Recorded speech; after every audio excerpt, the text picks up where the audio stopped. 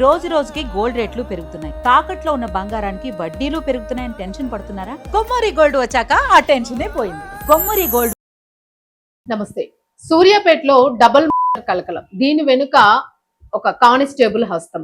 మరి అధికారిగా ఒక వ్యవస్థలో ఉన్న వ్యక్తిగా ఒక కానిస్టేబుల్ ఈ వెనుక ఉండడానికి గల కారణాలు ఏంటి, అసలు ఎందుకు చంపింది, అసలు ఈ డబుల్ ఎవరు?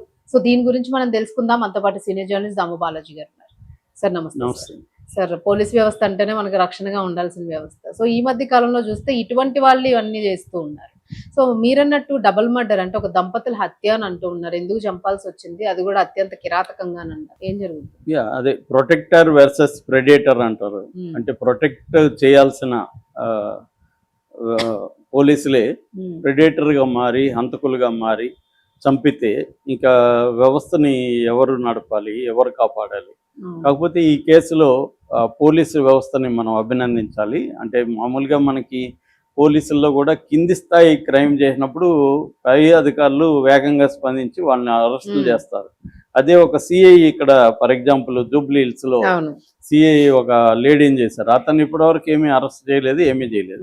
అంటే సిఐ సిఐ స్థాయిలో వాళ్ళు ముఖ్యంగా ఎస్ఐ తర్వాత ర్యాంకులో క్రైమ్ జరిగితే పోలీస్ వ్యవస్థ సీరియస్గా స్పందించదు, వాళ్ళని కాపాడేదానికే ట్రై చేస్తుంది. అదే కానిస్టేబుల్ లెవెల్లో చేశారనుకో ఇమీడియట్గా స్పందించి వాళ్ళని అరెస్టులు చేసి లోపల, అంటే ఆఫీసర్ల ఇగో కూడా హర్ట్ అవ్వచ్చు.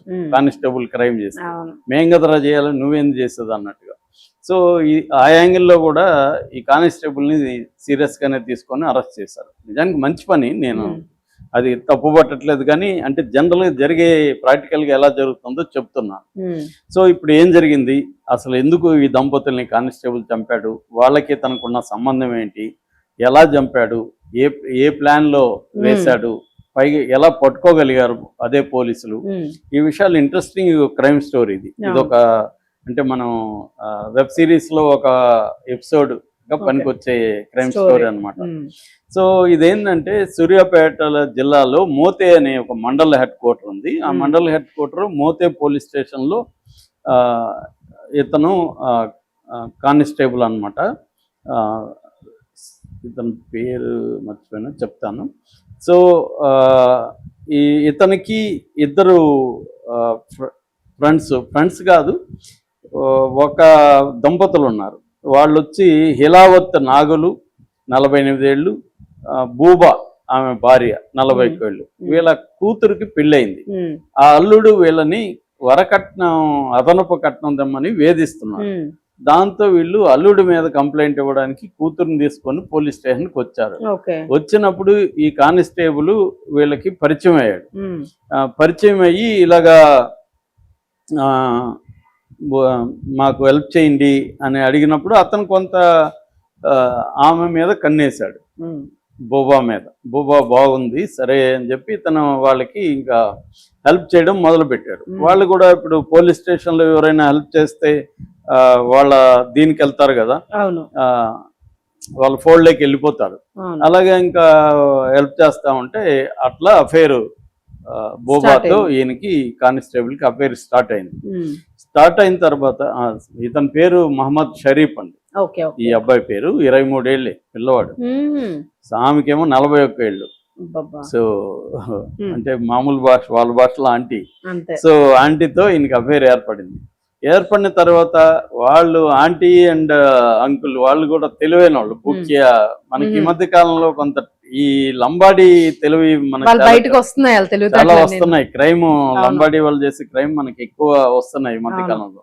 అంటే వాళ్ళు మోడర్నిటీలోకి వచ్చి వాళ్ళు కూడా క్రైమ్ లోకి ఎంటర్ కావడం కనబడుతుంది. మన ఎవరు మంగ్లీ ఇది పెద్ద స్కామ్ కదా, వాళ్ళ స్కామ్ కూడా చాలా తెలివిగా చేశారు పైగా. సో తప్పించుకున్నారు కూడా, అదేమి జరగదు. సో ఈ షరీఫ్ వీళ్ళతో అఫైర్ పెట్టుకుంటూ వీళ్ళు ఏం చేశారంటే ఈ అఫైర్ని ఉపయోగించుకొని ఒక 3 లక్షలు ఇతని దగ్గరే లాగారు. పోలీసులు మామూలుగా అందరి దగ్గర లాగుతారు, ఇతని దగ్గరే లాగారు. ఎట్లా లాగారంటే ఇట్లా అల్లుడు డిమాండ్ చేస్తున్నాడు, కేసులు ఏమో అయ్యేట్లేదు, సో మేము 3 లక్షలు అల్లుడికి ఇస్తే కొంత మా కూతుర్ని బాగా చూసుకుంటాడు అని చెప్తే వీడు ఇంకా అఫైర్ పెట్టుకున్నాడు కాబట్టి అప్పు కాబట్టి సరే ఇచ్చాడు, ఎక్కడికి పోతారులే అని. ఎందుకంటే వీళ్ళకి ల్యాండ్ ఉంది, గొర్రెలు అవి మేపుతారు, సో ఇక్కడే తాండా బుక్యా తాండా అది కమిట్మెంట్ ఇచ్చి ఉంటది ఆవిడ కూడా జస్ట్ So, మన హాయిగా ఉండొచ్చు టెన్షన్. ఏదో మొత్తానికి ఇచ్చాడు. ఇచ్చినాక రెండు విషయాలు జరిగాయి. ఒకటేమో ఇతనికి డబ్బులు అవసరమైంది, ఎందుకంటే ఇతనికి పెళ్లి కుదిరింది. అయ్యయ్యో. పెళ్లి కుదిరింది కాబట్టి ఇతనికి డబ్బులు అవసరమైంది.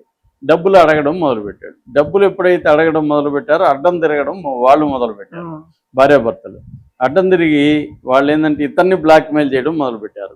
నేను అఫేరు నీకు పెళ్లి చేసుకుపోయి అమ్మాయికి చెప్పేస్తాను, నా దగ్గర సాక్ష్యాధార డీటెయిల్ ఎవిడెన్స్, ఇప్పుడు అంతా డీటెయిల్ ఎవిడెన్స్ కదా, ఇప్పుడు తుడిపోయిన ఇంతకు ముందు అయితే పేపర్ కాల్ చేయడం, ఫోటోలు ఉంటే కాల్ చేయడం చేసేవాడు. 10 చోట్ల సేవ్ అవుతాయి. సేవ్ కాదు, అది నువ్వు మళ్ళీ వాటిని రిట్రీవ్ చేసేస్తారు. ఒక చోట ఉన్నా డిలీట్ చేసినా అది ఇంకా మళ్ళీ రిట్రీవ్ అయిపోతుంది. పర్మనెంట్ గా డిలీట్ అనేది లేదు. మనం అనుకుంటాం పెళ్లి కళ్ళు మూసుకున్నట్టుగా మనం ఫోన్లో డిలీట్ చేసేస్తాం కదా అనుకుంటాం, కానీ రేపు అది పోలీసులకు దొరికితే దాంట్లోంచి మళ్ళీ తీసేస్తారు, రిట్రీవ్ చేస్తారు. సో అలాగే ఈమె బెదిరించింది, బ్లాక్మెయిల్ చేసింది. నెంబర్ 1. నెంబర్ 2 ఏంటి, నీ మీద SC ST అట్రాసిటీస్ కేసు పెడతా ఉన్నారు. వీళ్ళు ట్రైబల్ కాబట్టి ఈ అబ్బాయి మీద SC ST అట్రాసిటీ పెడతాం. వీళ్ళకి పోలీస్ వ్యవస్థ అప్పటికి అంత అర్థమైపోయింది, ఎలా డీల్ చేయాలి, తిరిగారు కదా, బాగా తెలిసిపోయింది. అందుకని బెదిరించారు. ఇప్పుడు ఇతనికి 2 కూడా సీరియస్ ప్రాబ్లమ్స్. అన్న డబ్బులు అడిగితే వీళ్ళు ఎలా చేస్తున్నారు, ఒకటేమో పెళ్లి క్యాన్సిల్ అయ్యే అవకాశం ఉంది, ఈమె బ్లాక్మెయిల్ చేస్తుంది. లైఫ్ థ్రెటన్ కదా. రెండోది SC ST పెడితే బెయిల్ రాదు, జైలుకి వెళ్ళాలి, జైలుకి వెళ్ళినా అతని జాబు పోయే అవకాశం ఉంది, పెళ్లి కూడా కాదు. సో ఇతనికి లైఫ్ థ్రెట్ గా ఫీల్ అయ్యి ఇతను ఏం చేశాడంటే, సో వీళ్ళిద్దరిని చంపేస్తే మనకి లైన్ క్లీన్ అయిపోతుంది, ప్రశాంతంగా ఉండొచ్చు అని ఆలోచించి ఒక స్కీమ్ వేశాడు. ఆ స్కీమ్ కూడా చూడండి, కొత్త ఐడియా ఇది, నేను ఎప్పుడు వినలేదు. అది ఏంటంటే వాళ్ళతో మళ్ళీ మంచిగా ఉండి మీకు లోన్ ఇప్పిస్తాను, నేను గొర్రెల లోను, షిప్ లోన్ ఇప్పిస్తాను, నాకు బ్యాంక్ మేనేజర్ తెలుసు, ఆ డబ్బులతో నాకు ఇవ్వండి అని ఒక సలహా ఇచ్చాడు. వాళ్ళకి గ్రీడ్ ఉంది ఆల్రెడీ. సరే వస్తే అది కూడా మనమే అప్పు మనం ఎందుకు ఇవ్వచ్చు, అప్పుడు కథ కదా, అప్పు ఇవ్వాల్సిన అవసరం లేదు, అది ఎక్స్ట్రా లోన్ ఇప్పిస్తాడు కదా అన్న దీంతో వాళ్ళు ఆశపడ్డారు. ఇతను ఒక స్కీమ్ వేశాడు, మీ పొలంలో గొర్రెల షెడ్ తీయండి, కొన్ని గొర్రెలను కూడా అక్కడ పెట్టండి, దాంతోపాటు అక్కడ ఎరువులకి దిబ్బలాగా ఒక గుంత తవ్వండి, పెద్ద గుంత అని ముందుగా వాళ్ళకి చెప్పించాడు. ఇతను ఒక స్కీమ్ వేసుకొని చెప్పించాడు. చెప్పేస్తే అంటే వాళ్ళ గుంతను వాళ్ళ దగ్గర తవ్వించాడు. సో చెప్పించేసరికి వాళ్ళు ఆశతో వెళ్ళి షెడ్ వేసి గొర్రెలను పెట్టి ఒక పెద్ద గుంత కూడా తవ్వారు. తవ్వినాక మొన్న 11వ తేదీ ఇట్లా వస్తున్నారు, ఆఫీసర్ వస్తున్నాడు అని చెప్పి వీళ్ళ ఫ్రెండ్ ఒకడు ఉన్నాడు సురేందర్ అని, వాడిని బ్యాంక్ ఆఫీసర్గా పరిచయం చేసి వాడి మొఫెడ్లో ఫస్ట్ ఈ నాగుల్ని తీసుకెళ్ళాడు అక్కడ ఇతను ఉన్నాడు కానిస్టేబుల్ ఆఫీసర్ అని చెప్పి, తన క్లర్క్ ఏదో చెప్పి తీసుకెళ్ళి అక్కడ చూస్తున్నట్టుగా ఈ ఆఫీసరు సురేంద్ర ఇవన్నీ పెట్టి గాడికి వెళ్ళి పెట్టి చూపిస్తున్నాడు. వెనక నుంచి కానిస్టేబుల్ కొట్టాడు ఈ నాగు. అదే చెప్తున్నా కదా, కొట్టేసరికి అతను పిట్లో పడిపోయాడు. కరెక్ట్ అతను దొవ్విన గుంతలో అతనే పడిపోయి ఇంకా అక్కడే మట్టేస్తే పెద్దగా ప్రెషర్ కూడా ఉండదు, పోతాడు.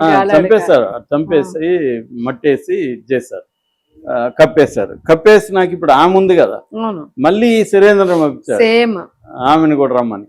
సో ఆమె వచ్చింది, వస్తే భర్త కనబడదు. ఆమెకి అనుమానం వచ్చి వీళ్ళు గొడవ వేసుకుంటే మళ్ళీ కొట్టారు ఇద్దరు కలిసి. ఆమెను చంపేసి అదే పిట్లో పూర్తి చేసి వెళ్ళిపోయారు. నెక్స్ట్ వైఫ్ని పిలిచారు. వైఫ్ వస్తే హస్బెండ్ కనపడలేదు. దాంతో ఆమెకి డౌట్ వచ్చి మా హస్బెండ్ ఏమయ్యాడు అది ఇది అంటే గొడవ వేసుకుంది. ఆ గొడవలో నుంచి మళ్ళీ ఆమెను కొట్టి అదే గొంతలో పూర్తి చేశారు. ఇద్దరు పూర్తి చేసి ఎప్పటిలాగా వెళ్ళిపోయి తను అంటే ఆమె నగలు కూడా తీసుకున్నారు. ఆమె దగ్గర నగలు ఉంటే అవి కూడా తీసేసుకున్నారు. మామూలుగా ఎప్పటిలాగే ఇతను ఏమీ తెలియనిలాగా డ్యూటీ లేవు. మరుసటి రోజు 12వ తేదీ డ్యూటీకి వెళ్ళారు. ఇక్కడ వాళ్ళ ఇంట్లో వాళ్ళ కూతురు అల్లుడు వాళ్ళు తల్లిదండ్రులు వీళ్ళు కనబడలేదని మళ్ళీ ఇదే స్టేషన్కి వచ్చి మిస్సింగ్ కేసు ఇచ్చారు. ఇతను ఏమీ తెలియనట్టు ఇతను వెతకడానికి ఇతను కూడా పోలీసుల టీంలో ఇతను కూడా బయలుదేరి ఎతుకుతున్నాడు వాళ్ళని. ఇతను కూడా ఇన్వెస్టిగేషన్ టీంలో యాక్టివ్గా పార్టిసిపేట్ చేసి ఎవరు. సో ఇక్కడ నుంచి ఏమైందంటే సిఐ వీళ్ళు ఎంటర్ అయ్యారు. ఇది కొంత అక్కడ లోకల్గా కేసు కొంత పెద్దవాళ్ళు ఇన్వాల్వ్ అయ్యేసరికి అవును. సిఐలు ఎంటర్ అయ్యి మామూలుగా సీసీటీవీలు చూస్తారు కదా, ఫస్ట్ చేసేది పోలీసులు సీసీటీవీలు చూశారు. సీసీటీవీలో ఈ సురేందర్ మొపెడ్ మీద తీసుకెళ్తున్నాడు కదా ఆ, ఆ. బ్యాంక్ ఆఫీసర్ పేరుతో అవునవునవును. ఈ నాగుల్ని, అక్కడ అది కనపడింది. ఉమ్. సో దాంతో వీళ్ళు సురేందర్ని పట్టుకున్నారు. అయిపోయింది. సురేందర్ని పట్టుకునేసరికి ఇంక విషయం సురేంద్రన్ నాకు కొట్టుంటారు కదా, కొట్టేసరికి మీ ఓడరా బాబు చేసిందని చెప్పేశారు. సో అలాగా ఇతన్ని పట్టుకున్నారు. అంటే దీనికి ఎస్పీ స్థాయి నరసింహ ఎస్పీ ఆయన ఇన్వాల్వ్ అవ్వడం వల్ల ఇది జరిగింది. ఆయన ఇన్వాల్వ్ అయ్యి కోదాడ సూర్యాపేట డిఎస్పీలు సిఐలు అలాగా ఒక పెద్ద టీం పనిచేయడం వల్ల ఇది సాల్వ్ పట్టుకోగలిగారు. అయింది. సో ఇతన్ని ఇప్పుడు అరెస్ట్ చేసి జైల్లో పెట్టారు. బాడీస్ ఆ బాడీస్ కూడా ఏమైందంటే ఈ లోపల అక్కడ కుక్కలు ఏవో లాగాయి, మొత్తానికి అవి బయటికి కనబడడం మొదలు పెట్టాయి. Okay, okay. అక్కడ జనాలు చూశారు అక్కడ పొలం పనులు. సో అది కూడా బయటకు వచ్చాయి అనమాట. అలాగా అంటే ఏది ఈ సురేంద్ర చెప్పకముందే శవాలు కూడా బయటకు వచ్చేసాయి. సో ఈ సురేంద్ర బైక్లో అదే వైపు తీసుకెళ్ళడం ఇవన్నీ అర్థమైపోయింది అనమాట. ఇంకా అతను కొట్టేసరికి ఈ విషయం చెప్పేశాడు. సో ఇలాగ ఈజీగానే దొరికిపోయాడు అనమాట. అంటే కానిస్టేబుల్గా ఉన్నప్పటికీ అదే కొంత కేర్లెస్నెస్ కనబడుతుంది. కేర్లెస్నెస్ ఐడియాలజీ ప్రొఫెషనలిజం లేదు, ప్రొఫెషనలిజం లేకుండా స్టోరీలో దమ్ము లేదు. అతను చేసిన దీంతో దొరికిపోయాడు ఈజీగా. అవును. సో అతను ఏదైతే అవాయిడ్ చేద్దాం అనుకున్నాడో అదే వచ్చింది. అదే చివరికి పెళ్లి క్యాన్సిల్ అయింది. ఇంత తెలివి తక్కువగా ఎట్లా ఆలోచిస్తారు సార్ అసలు? అంటే ఈజీ మన కానిస్టేబుల్ ఈజీగా కదా, చంపేయడం. మనం ఈజీగా చంపేసి ఆ గుంతలో చూడండి, ముందే గుంత వాళ్ళ దగ్గర మళ్ళీ గుంతతో పని కూడా లేకుండా మళ్ళీ వాళ్ళ దగ్గర ఇవన్నీ చేసి దొరికిపోయాడు. అది అదే అంటే మెచ్యూరిటీ బ్రెయిన్ ఇంకా ఎదిగి ఉండదు. 23 ఏళ్లే కదా అబ్బాయికి. అదే హై లెవెల్ థాట్ అనుకున్నాడు, అది పెద్దగా ఆలోచించాను అనుకున్నాడు. అసలైన కీ పాయింట్ వదిలేశాడు. అంతేలేండి, ఎంతటోడైనా దొరకాల్సిందే కదా. సో ఇక్కడ ఏంటంటే ఈ కేసులో వాళ్ళు కూడా గ్రీడ్కి వెళ్ళి తను బెదిరించకుండా ఉండాల్సింది. అది కూడా తప్పు. వాళ్ళు కూడా గ్రీడ్కి వెళ్ళి తన్ని ఏదో అఫైర్ పెట్టుకున్నాడు, 3 లక్షలు డబ్బులు ఇచ్చారు. సో దాంట్లో ఏదో 3 కాకపోతే 1.5 2 ఇచ్చి చాలేరా బాబు అని మేనేజ్ చేస్తుంటే అయిపోయేది. వాళ్ళు కానిస్టేబుల్ని బెదిరించారంటే వాళ్ళు కూడా గట్టోళ్ళే. Thank you.